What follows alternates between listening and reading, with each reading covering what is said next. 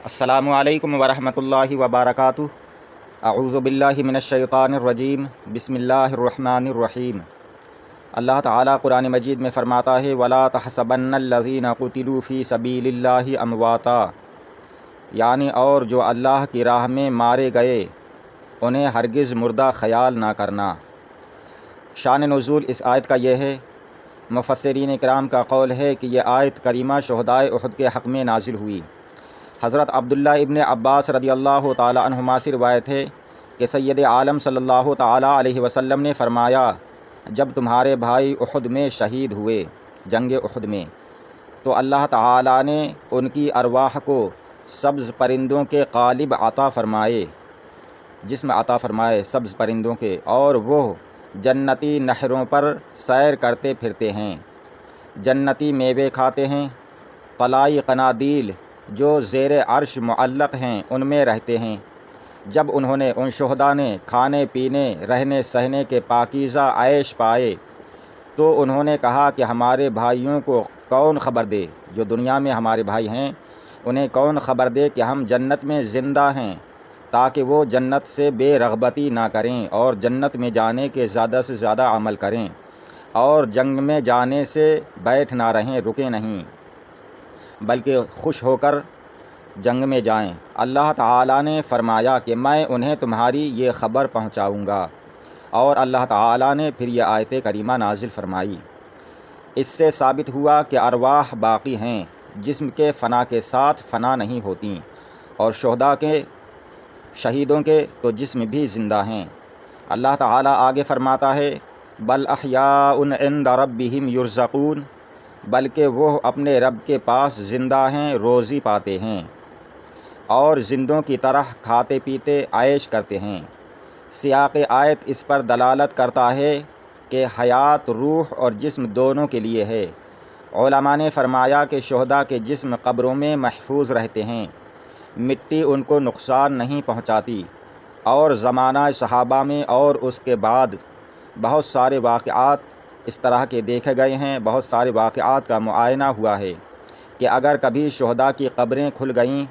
تو ان کے جسم تر و تازہ پائے گئے جیسے کہ انہیں ابھی دفن کیا ہو۔ اللہ تعالیٰ آگے قرآن مجید میں ارشاد فرماتا ہے فرحین بما آتاہم اللہ من فضلہ، شاد ہیں، خوش ہیں اس پر جو اللہ نے انہیں اپنے فضل سے دیا، فضل و کرامت جو اللہ نے عطا کی اور انعام و احسان جو اللہ نے عطا کیا اس پر وہ خوش ہیں، اور موت کے بعد جو اللہ تعالیٰ نے انہیں حیات دی اور اپنا مقرب کیا،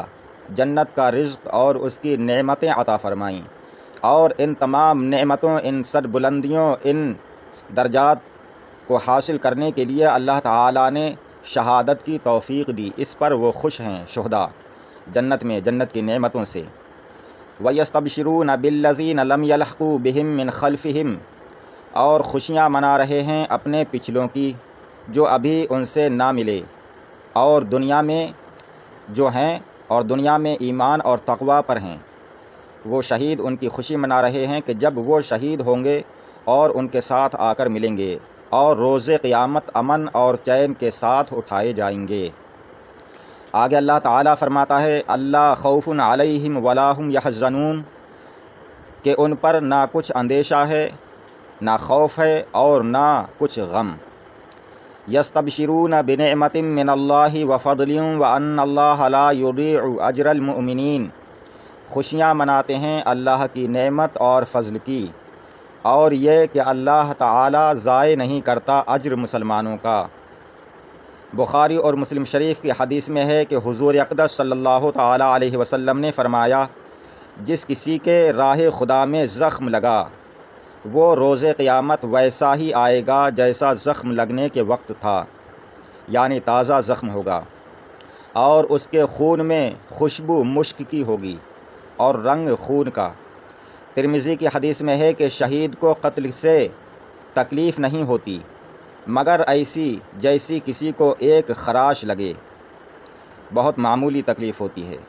مسلم شریف میں ہے کہ شہید کے تمام گناہ معاف کر دیے جاتے ہیں سوائے قرض کے، اگر اس پر کسی کا قرض ہے تو وہ اللہ تعالیٰ معاف نہیں کرتا نہیں کرے گا، لیکن اللہ تعالیٰ اس سے بھی اسے نجات دے گا،